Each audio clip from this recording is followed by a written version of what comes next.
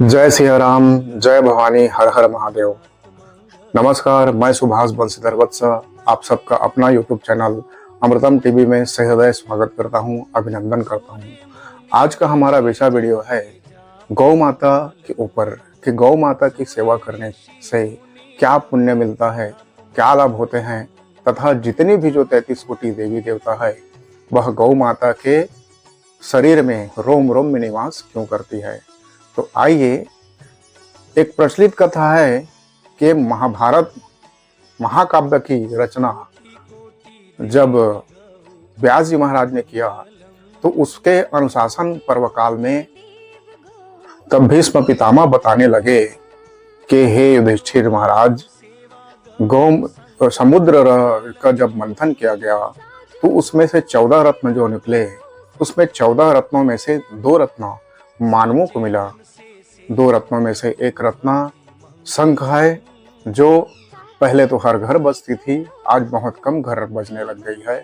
और दूसरा रत्न है स्वयं साक्षात कामधेनु अर्थात गौ माता के रूप में मिला गया, जो स्वयं साक्षात अमृत प्रदान करने वाली है।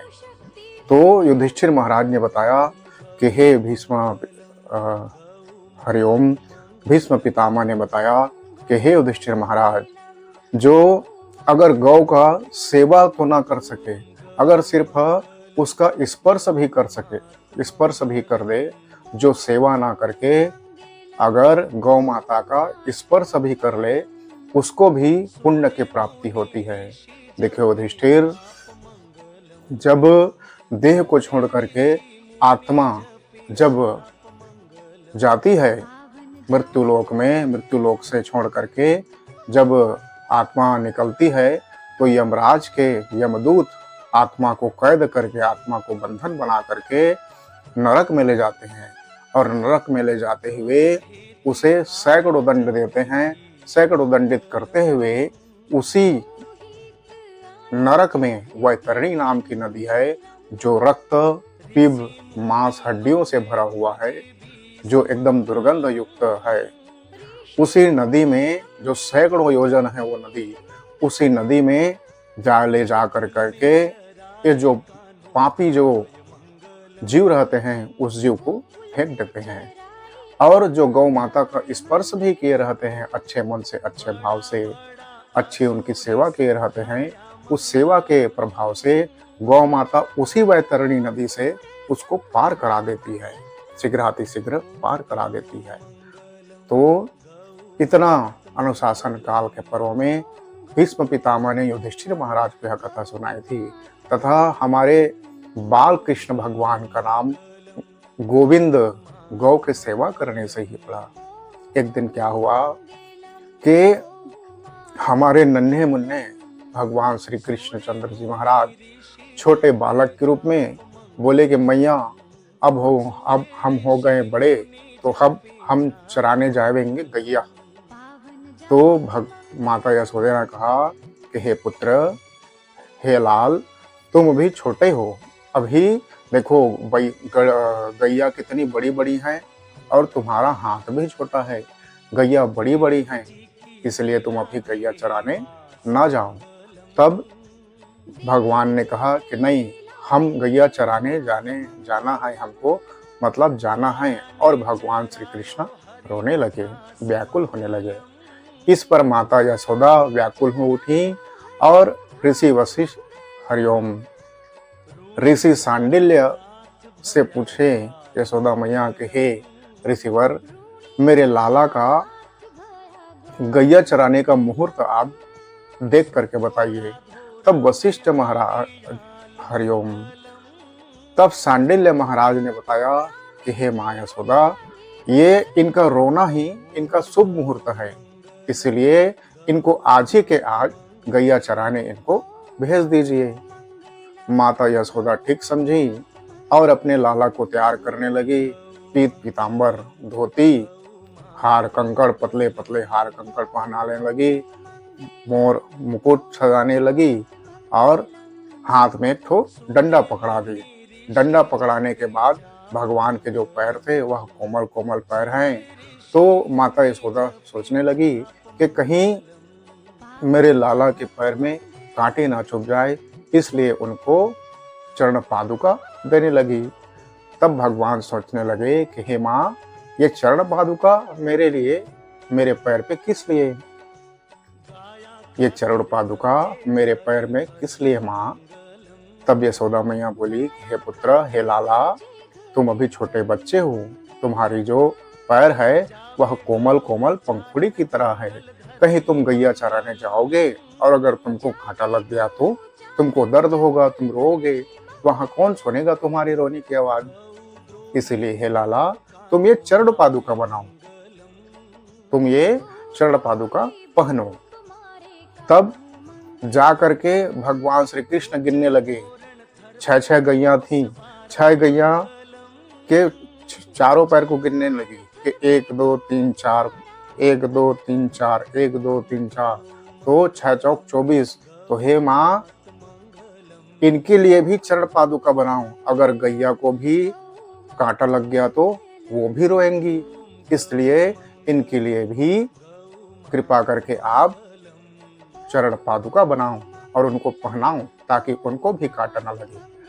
तब यशोदा मैया लाला को समझाने लगी कि हे पुत्र, उनके पैर में खुर होता है और तुम्हारा पैर पंखुड़ी की तरह कोमल है, इसलिए चरण पादुका की जरूरत तुमको है, उनको चरण पादुका की जरूरत नहीं है।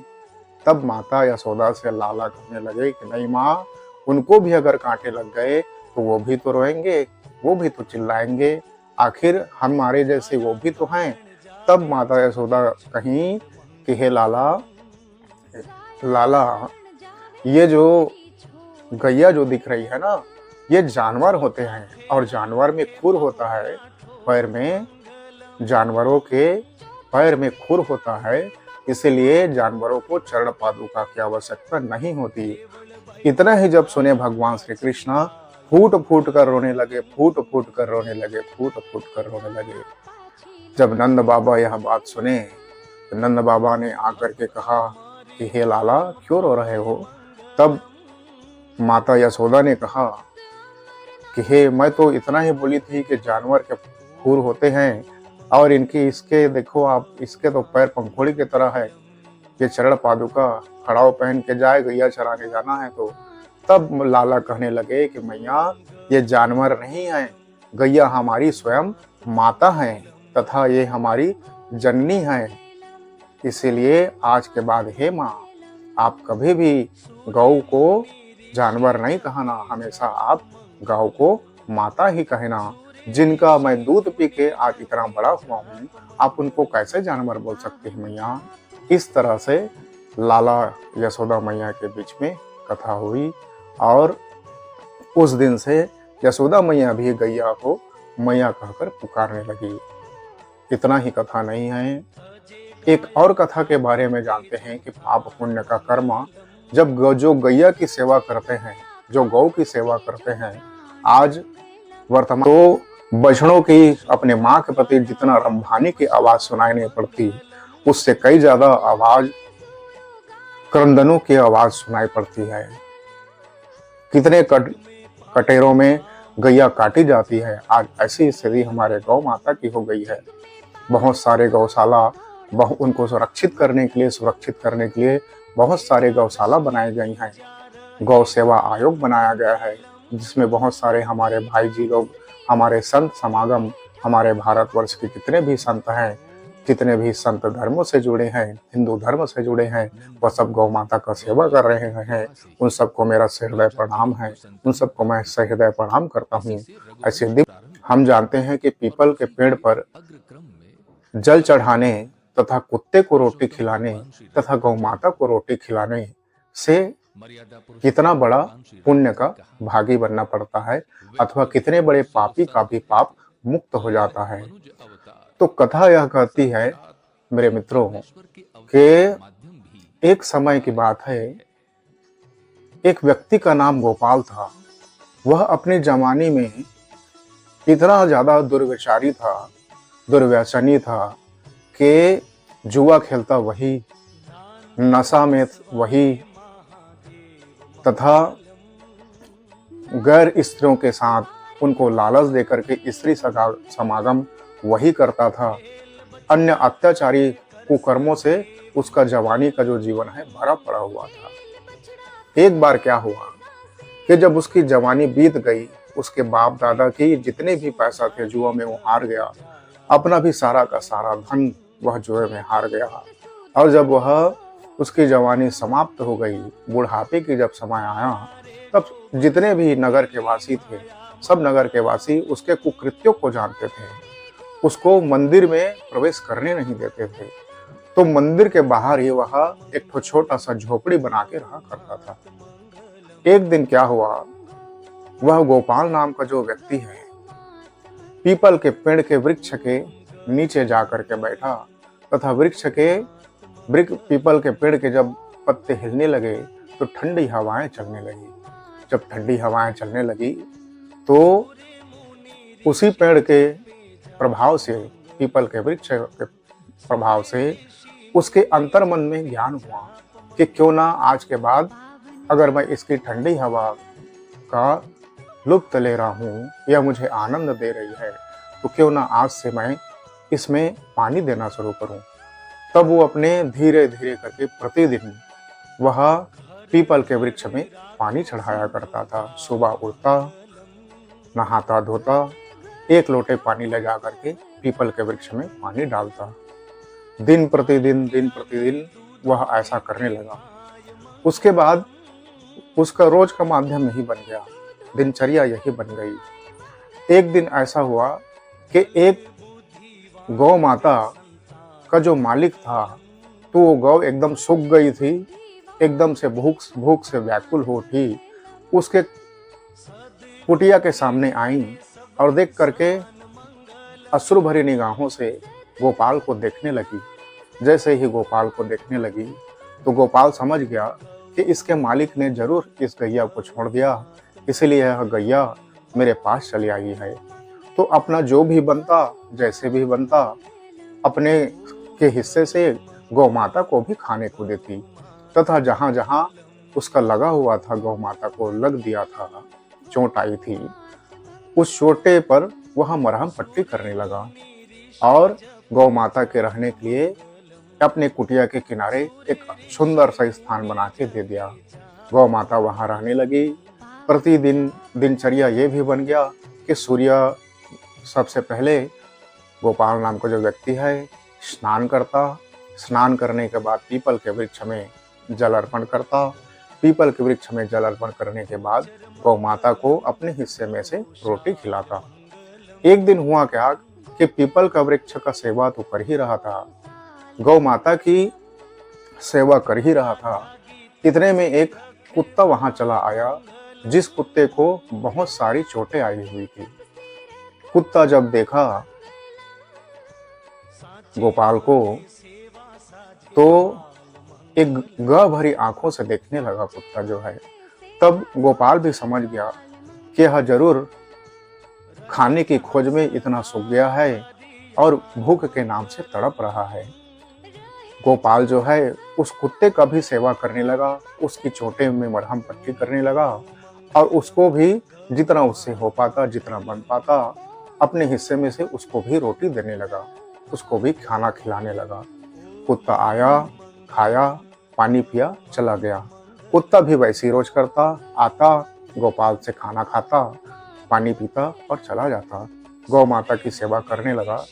इधर गोपाल पीपल के वृक्ष की तथा गौ माता की तथा कुत्ते को रोटी खिला करके, गौ माता को रोटी खिला करके सेवा करते करते एक दिन गोपाल बूढ़ा हो गया और बूढ़ा होने के साथ साथ उसने जब अंतिम सांस लिया तो यमराज के दूत आए। यमराज के दूत यमपास को गोपाल के गले में फंसा करके, गले में फंदे डाल करके उसको सीधा यमलोक ले गए। इधर गौ माता और कुत्ता देखने लगे, कुत्ता भौंक रहा था। अब इन तीनों में चर्चाएं शुरू हो गई कि यह तो गलत है, भले ही उसने अपनी जवानी स्थिति में, जवानी के समय में कुछ भी किया हो, कितना भी दुराचारी भी क्यों न रहा हो, कितना भी दुर्व्यवहार क्यों न किया हो, लेकिन अपने अंतिम समय में जाने के अंतिम 5 सालों से 10 सालों के बीच में इन्होंने मेरी सेवा की है, एक कुत्ते की सेवा की है तथा वृक्ष की सेवा की है। तब तीनों में चर्चाएं होने लगी और तीनों चर्चा करते यह सोचने लगे कि इसका अगर दंड मिल रहा है तो इसको एक इसका पुण्य का कर्म का फल भी मिलना चाहिए। तब पीपल के वृक्ष ने कहा कि हे गौ माता, मैं भले ही जड़ हूँ किंतु मैं प्रकृति में दसों दिशाओं में घूम सकता हूँ।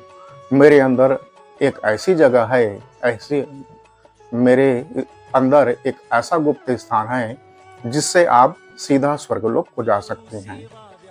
तो वृक्ष के कहे अनुसार, पीपल वृक्ष के कहे अनुसार इधर गौ माता तथा कुत्ता जो है उसी के अंदर घुस गए, वृक्ष के अंदर, और सीधे वो लोग कहाँ पहुंच गए?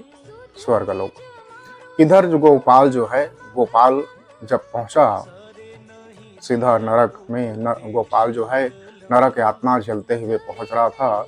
और नरक यातना झेलते हुए गोपाल कह भी रहा था कि हे यमदूतों, मैं जानता हूं कि मैंने अपने जीवन में बहुत से अपराध किए हैं। मैं उन अपराधों का दंड भुगतने में,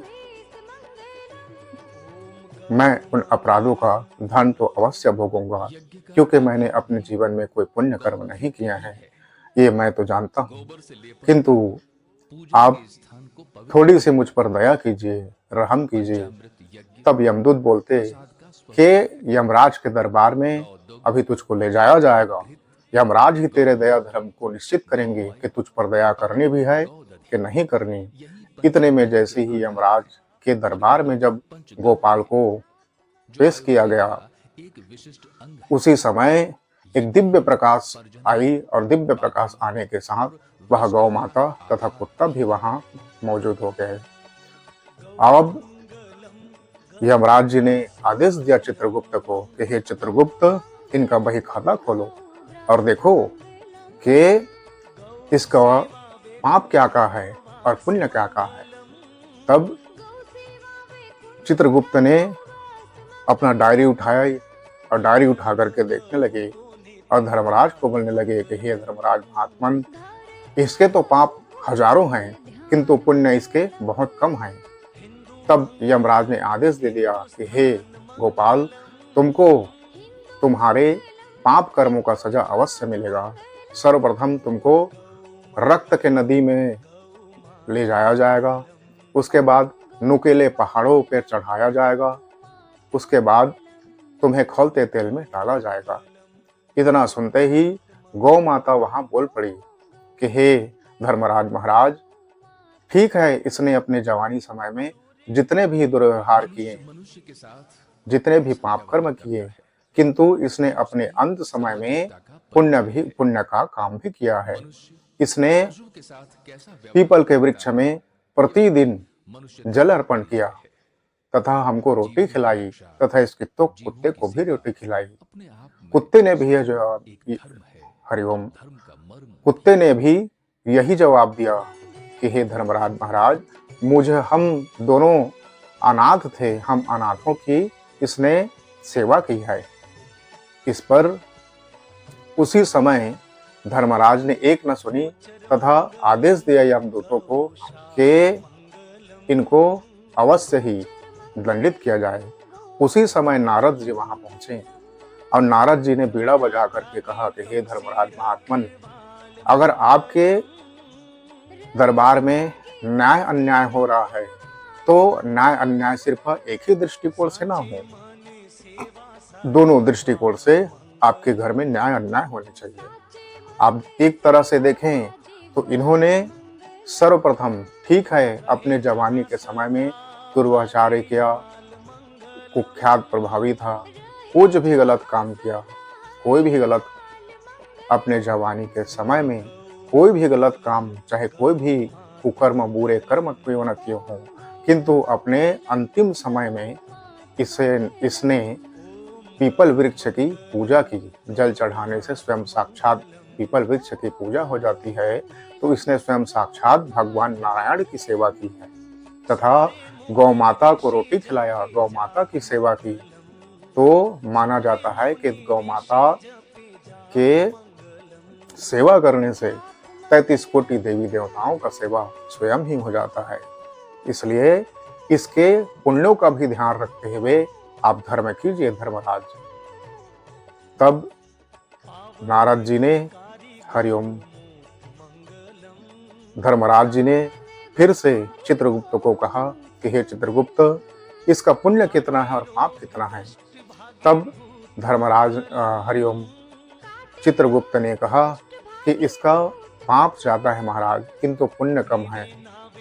लेकिन पुण्य भी इतना भी पुण्य कम है, किंतु इसका पुण्य पाप से अधिक है महाराज, क्योंकि इसने पुण्य ही ऐसे किए हैं। तब धर्मराज ने कहा कि हे गोपाल, आज के बाद तुम स्वर्गलोक में विराजमान करो, क्योंकि तुम्हारा पाप जो है वो तो अधिक है, किंतु तुमने जो पुण्य किया है वह तुम्हारे पाप से भी अधिक है। इधर गौ माता से तथा कुत्ता से भी पूछा गया। धर्मराज ने पूछा कि हे गौ माता तथा हे कुत्ता, तुम लोग क्या स्वर्ग में जाना चाहते हो या तुम लोग पृथ्वी में रहना चाहते हो। तब गौ माता ने तथा कुत्ते ने भी कहा कि नहीं धर्मराज महाराज, हम पृथ्वी पर जा करके यह आदर्श स्थापित करना चाहते हैं कि अगर कोई गौ माता की सेवा तथा कुत्ते की सेवा अगर कोई करता है तो कितना भी बड़ा पापात्मा क्यों न हो, पापी क्यों न हो, उसका जीवन धन्य हो जाएगा, उसका जीवन संवर जाएगा। इसको ध्यान रखते हुए पृथ्वी पर गौ माता तथा कुत्ता वापस आ गए। कुछ समय पश्चात गांव वालों द्वारा देखा गया, नगरवासियों द्वारा हरिओम नगरवासियों द्वारा देखा गया कि गोपाल की मृत्यु हो चुकी थी, लेकिन नगरवासी नहीं जानते थे कि गोपाल स्वर्ग को प्राप्त हो चुका है। इधर गोपाल की देह को अग्निस्थापन किया गया, गोपाल का अंतिम संस्कार किया गया। हरिओम गोपाल का अंतिम संस्कार किया गया। तब सबके सब सोचने लगे। उधर गौ माता जो है प्रतिदिन आकर के गोपाल का जहाँ मृत शरीर था वहां आकर के रोते हुए बैठे रहा करती थी। इधर जो कुत्ता है वह भी उसी कुटिया के बीच में रहा करता था। जब नगरवासियों ने इस दृश्य को देखा तब नगरवासी जान गए कि अवश्य ही गोपाल अपने जीवन में इन तीनों का, पीपल का वृक्ष तथा गौ माता और कुत्ता, तीनों के तीनों आनंद से रहने लगे। और एक समय बाद गौ माता गौशाला में जाकर के रहने लगी और कुत्ता अपने साथियों के साथ जाकर के रहने लगा। इतना तो शास्त्र यह कहती है कि गौ माता की सेवा करने से तथा पीपल वृक्ष पर जल चढ़ाने से, कुत्ता की सेवा करने से जितना भी अगर कोई पापात्मा जीव भी क्यों ना हो वह पुण्यात्मा हो जाता है, पुण्यात्मा में परिवर्तित हो जाता है। कितने भी सारे पाप क्यों ना हो, अगर गौ माता के स्पर्श करने से भी गौ माता के स्पर्श करने से भी जो पापात्मा जीव है वह परमात्मा स्वयं उसको आशीर्वाद प्रदान करते हैं। जय सिया राम, जय भवानी। अगर कथा आप सबको पसंद आई हो तो वीडियो को लाइक, सब्सक्राइब, शेयर तथा आल बटन को प्रेस जरूर कीजिएगा। ऐसे ही धर्मशास्त्र संबंधी वीडियो जानने के लिए, देखने के लिए हमारे YouTube चैनल अमृतम टीवी से जुड़े रहने के लिए आप सबका सहृदय धन्यवाद। जय सिया राम, जय भवानी, हर हर महादेव।